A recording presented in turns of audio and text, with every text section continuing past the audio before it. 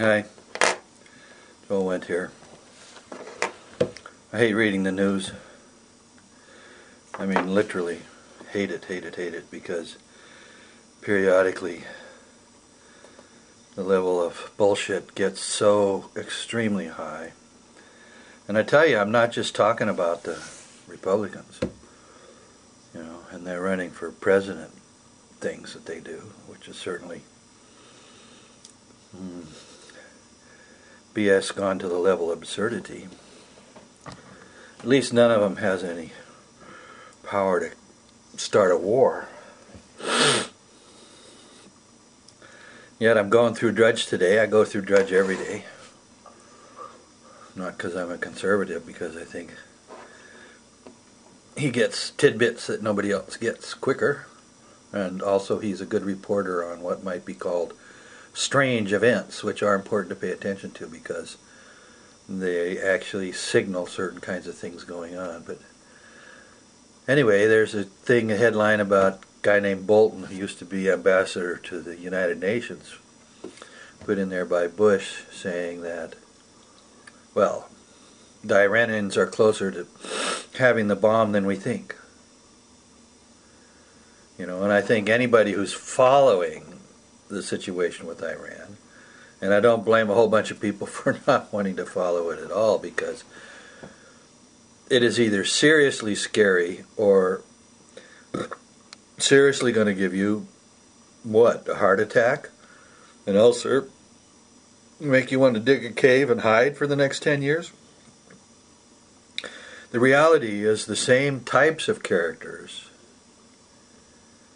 that tried to sell us the fact that there were weapons of mass destruction in Iraq, and I said types of characters, are at the same thing again. There basically is an effort promoted by who knows who. Some people will think it's the Jewish lobby, but certainly what goes on in Israel is as crazy or crazier than what goes on here. All you got to do to get to the craziness about Israel is read some of the articles about the problems they have with women.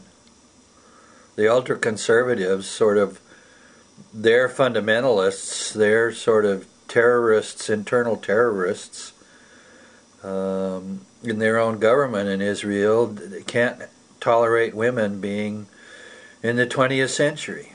Anyway, so it'd be okay if these people could, just go ahead and posture and dance and yell and scream at each other about the Straits of Hormuz and we don't like you and you don't like us and we wish you were dead and you can't build a bomb and da-da-da-da-da. Just endless posturing like a bunch of bullies in a schoolyard who want to strut, their stuff. And who are they strutting their stuff for? Well, they're really not strutting their stuff for each other. Okay? Psychologically, we know this. If we put all these characters in a room, they wouldn't duke it out. They'd go to the farthest corners they could and kind of strut their stuff. But they have no interest in actually physically confronting each other. They don't have the balls for it. They don't have the courage for it.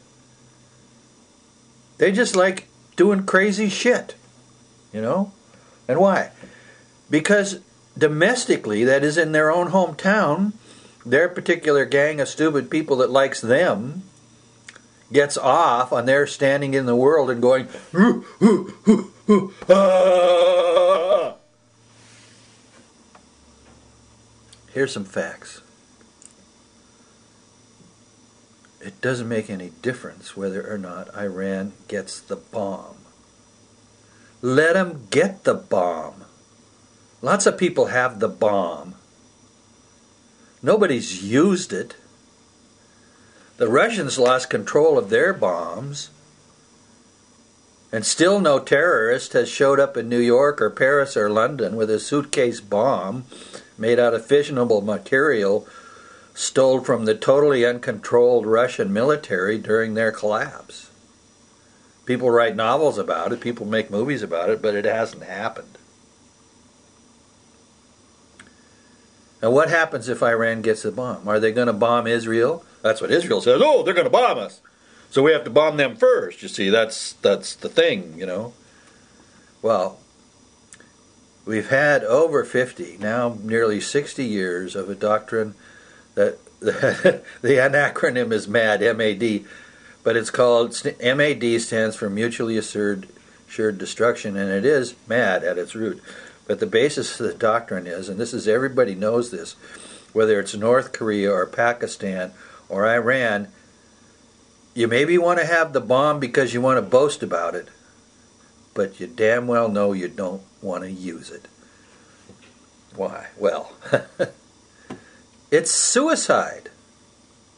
Okay? The Iranians use the bomb, they're done, they're toast. They got way bigger enemies with way more bombs.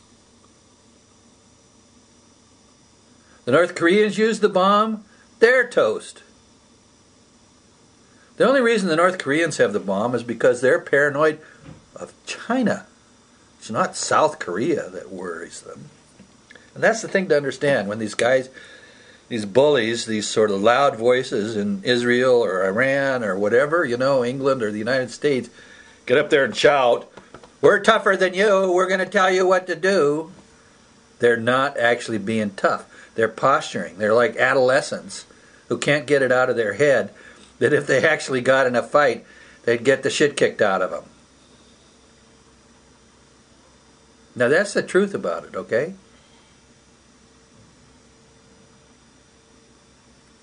Let Iran have the bomb. They're not going to use it.